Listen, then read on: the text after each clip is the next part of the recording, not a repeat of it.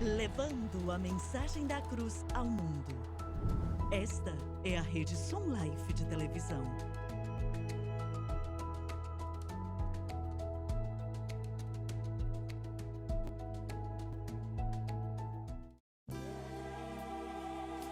Bem-vindo a um estudo na palavra, uma série de estudos bíblicos focalizados na cruz de Cristo.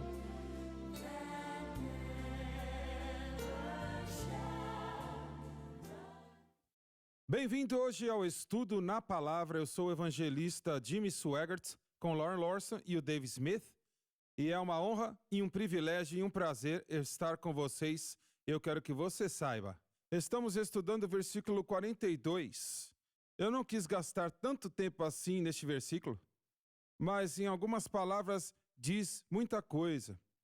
E eu vou pedir para você ler mais uma vez, Lauren, e eu vou ler as anotações. E perseveravam na doutrina dos apóstolos. Aquela doutrina se encontra no versículo 38. Na comunhão e no partir do pão. Tinha que ver com a celebração da ceia do Senhor, que se levou a cabo em um ambiente provavelmente muito mais informal que na atualidade. E nas orações. Simplesmente quer dizer que era uma igreja de oração. Então, falamos sobre o que é esta doutrina, e isto é muito importante.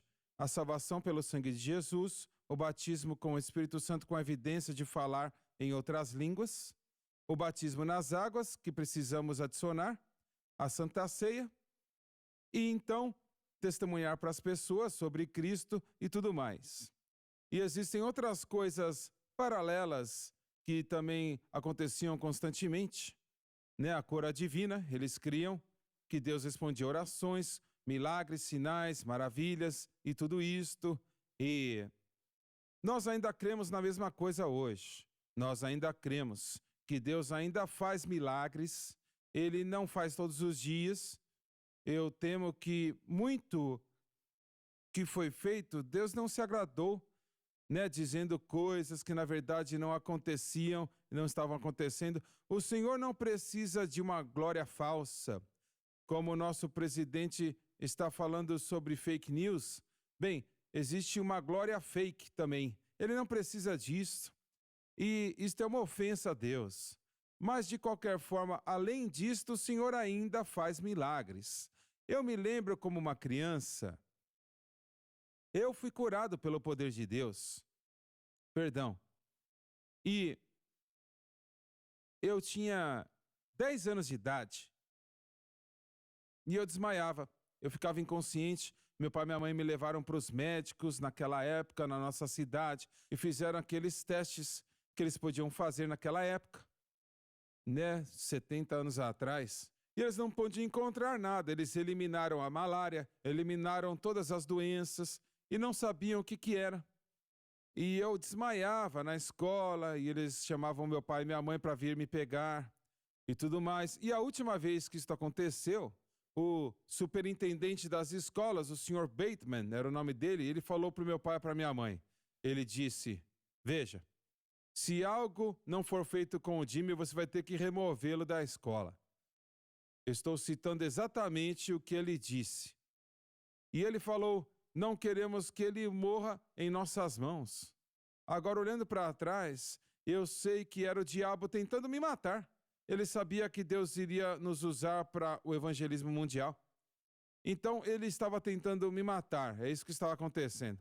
O meu pai e minha mãe me levaram para a igreja, impuseram as mãos em mim. Eu não sei quantas vezes me ungiam com óleo, mas não houve cura.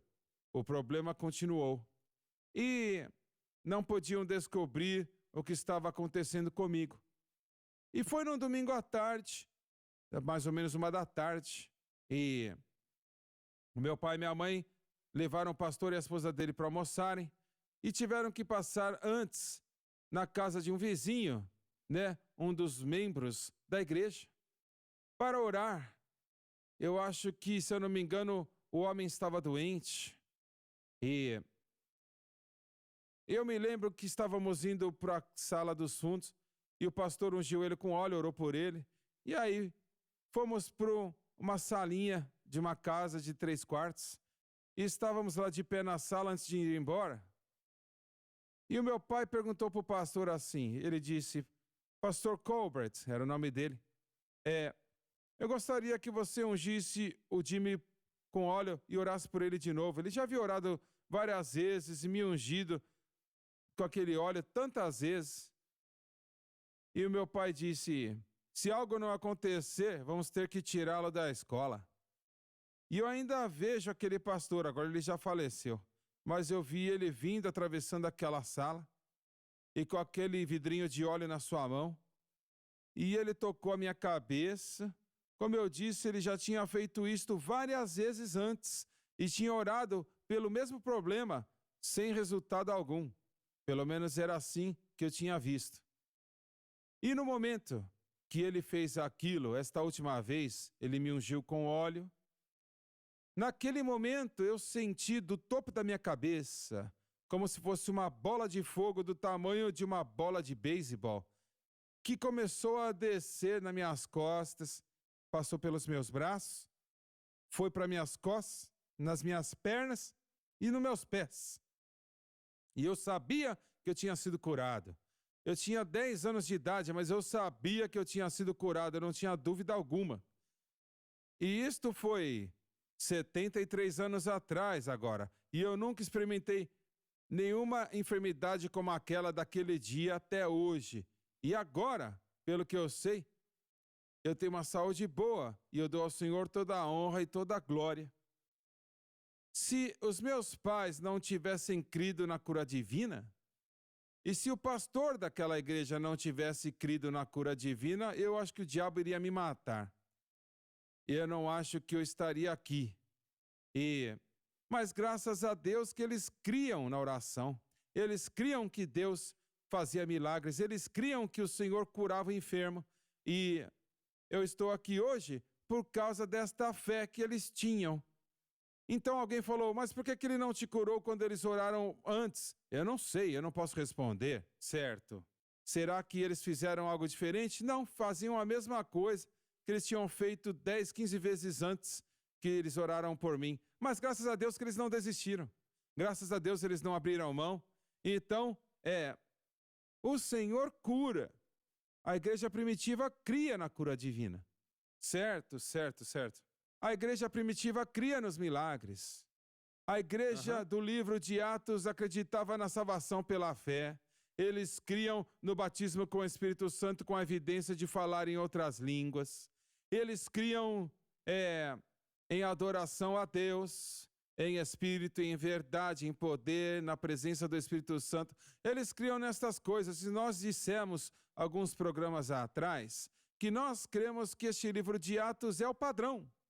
Sim, que o Espírito Santo quer em relação à igreja. Com certeza. E se não é como o livro de Atos, de alguma maneira, precisamos olhar para nós mesmos de novo. Tem que seguir esse padrão sempre. Certo. Tem que ser sempre.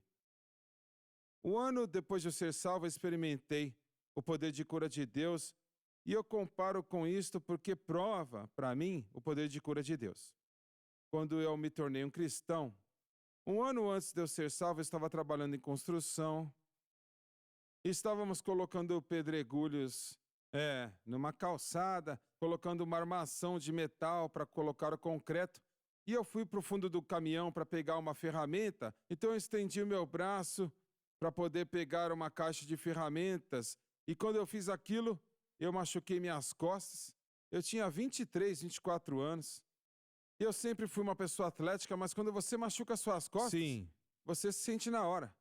E em 5 minutos, eu não podia me mexer, não podia fazer nada. E, infelizmente, naqueles dias, a única coisa que você podia fazer era encher a cara. E eu não trabalhei por 3 anos, não podia me mover por causa das minhas costas.